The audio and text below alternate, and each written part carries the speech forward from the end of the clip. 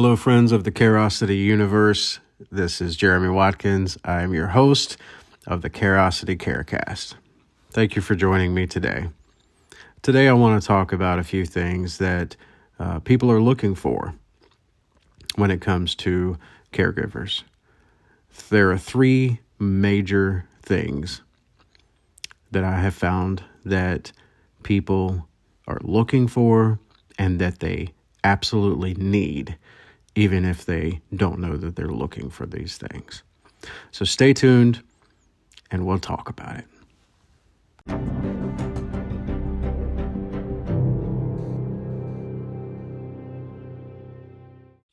Thank you so much for tuning in to the CAREOSITY CARECAST.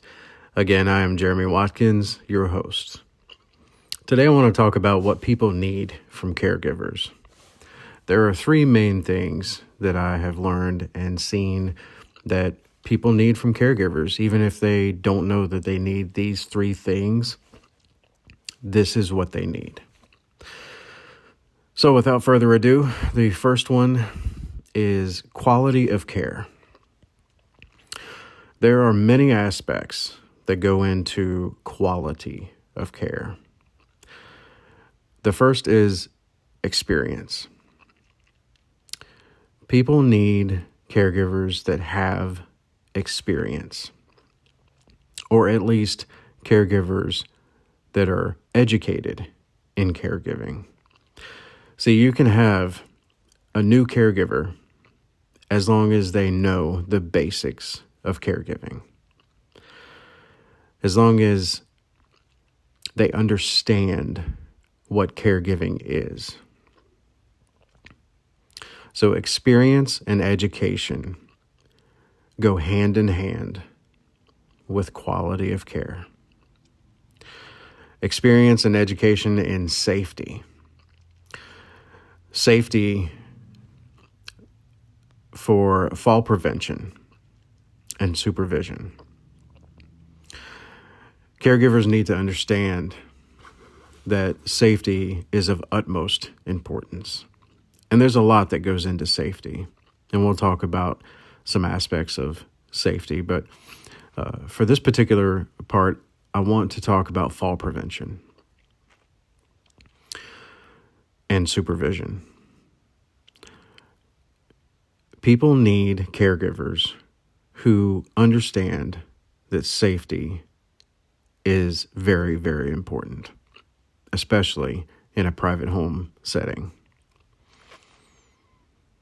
You are providing a safety net for the person you are caring for.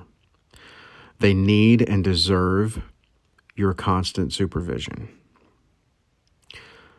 to be there when they need you the most, to watch them and prevent any falls, any accidents from happening.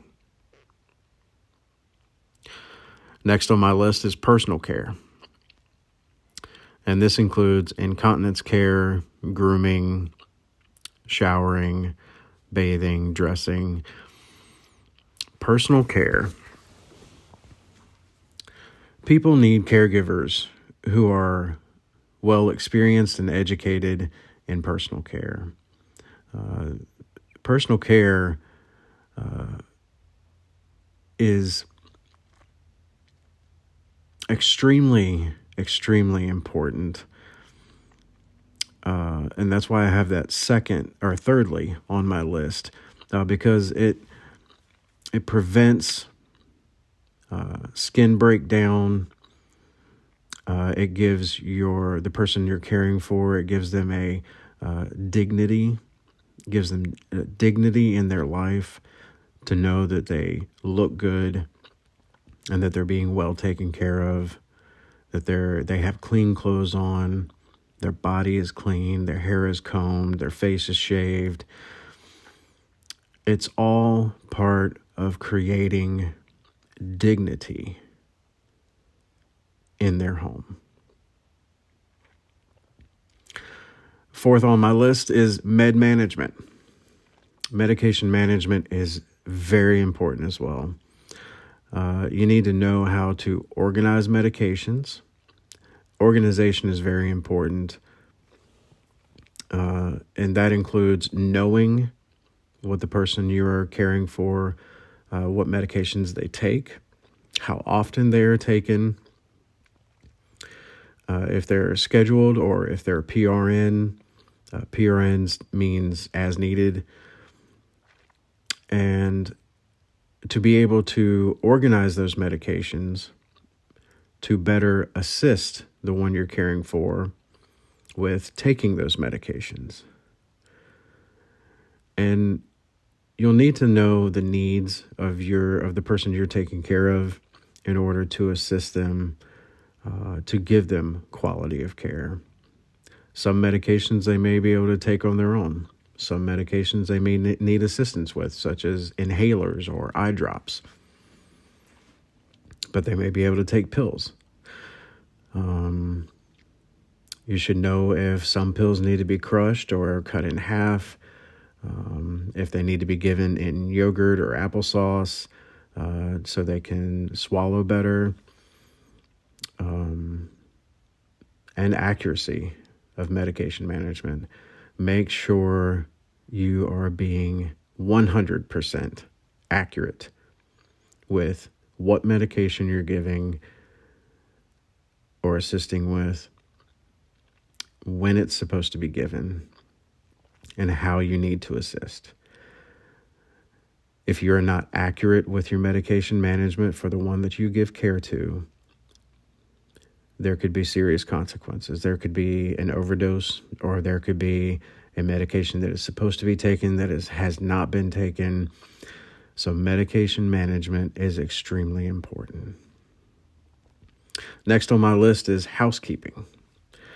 Now, housekeeping may not seem like a big deal to some, but to me it is extremely important because it goes along with safety.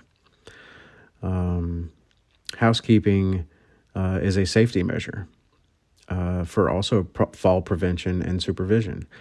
You know, if the house is not kept clean, and things are just laying all over the place, or something's in the middle of the hall, the one you care for could walk down the hall and trip and fall. If messes on the floors aren't cleaned up, if there's a spill, the one you care for could walk on it and slip and fall. Housekeeping is extremely important. And also, housekeeping is important for infection control. Proper housekeeping is important for infection control. Infection control with housekeeping is keeping counters, dishes sanitized, clean, making sure commodes are kept clean, door handles are sanitized and cleaned, floors are sanitized and clean, carpets are kept clean, and it helps with infection control. Infection control, along with your own personal infection control, such as wearing gloves, wearing a mask if needed, washing your hands before helping with medications, washing your hands before preparing meals, washing your hands after personal care. All of it is included in infection control. And it's important that your caregivers are experienced and educated in this area. And lastly, on my list for quality of care is making sure that caregivers are background checked and interviewed. Background checked and interviewed. Making sure that the person you have coming to your home does not have a criminal record, and interviewing them to make sure they know to make sure that they are educated and experienced. That is the whole purpose of an interview, is to see what this person knows. What does this caregiver know? And are they going to be a good fit personality-wise? So quality of care is number one. Number two is consistency of care. Consistency ensures quality of care daily. You have to be consistent in everything that you do. If you're not consistent, then you do not have quality of care. Consistency ensures quality of care. And another way to give consistency of care is to make sure you are taking care of yourself as a caregiver. Self-care as a caregiver is extremely important. It ensures quality and consistency of care. So you want to make sure that you're getting plenty of rest, that you're eating, that you're taking some time for yourself to meditate, to do anything that helps you relieve your mind of worry and stress and helps your body rest and relax. You need self-care because it ensures quality and consistency of care. You don't want to work yourself to death, because if you are not physically and mentally able to do housekeeping or personal care or medication management, if you are not mentally and physically there because you're exhausted and stressed, you cannot provide quality and consistency of care. And third is flexibility of care. Knowing the needs of the person you're caring for.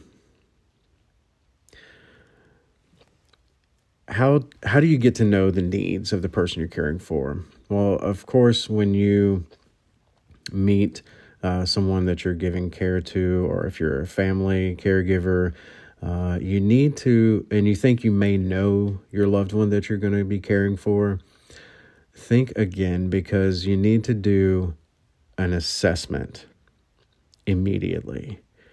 What are the needs of the person you're giving care to? And one thing I want to point out about needs is that they change a lot. One day, the person you're giving care to may be able to wash their own face, and the next day they may not be able to.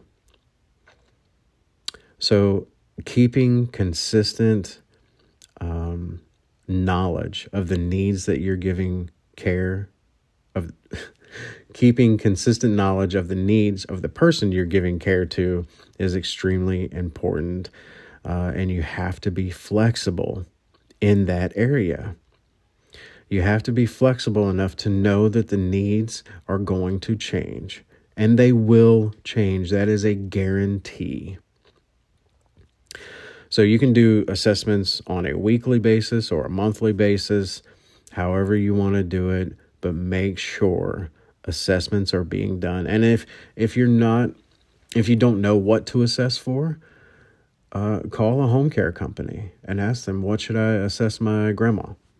How do I assess her needs? My company, CAREOSITY, we offer several free services. We can come in and give assessments to families about their loved ones, tell them what the needs are, and we can also give a home assessment for safety.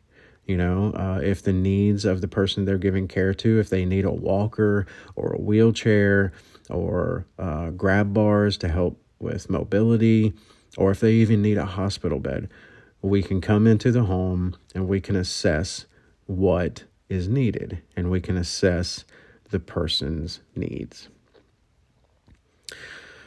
And next on for flexibility of care is availability of caregivers. Make sure that you have more than just one caregiver, because I will guarantee you something will always come up with at least one caregiver, and they may not be able to show up when they are needed. So make sure that If you are a family caregiver, make sure you have another family member available for the times that you need to do self-care, to just take a break. My company offers respite care. If you're a family caregiver and you absolutely have no one else to help you, you can call CAREOSITY. We offer respite care as long as you need it, whether it's a few hours for one day or whether it's 24/7 for an entire week. Whatever the need is, make sure you have availability of caregivers to ensure flexibility of care. So to recap, what people need from caregivers is quality of care. This includes experience and education in caregiving, consistency of care, and flexibility of care.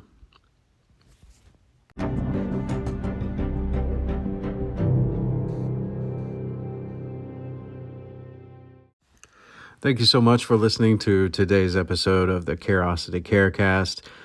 If you are in need of anything, whether it is assessment of home, assessment of your loved one, please give us a call at 540-266-2189, or you can visit careosity.care and message us on our website. Again, thank you so much for listening. Be well.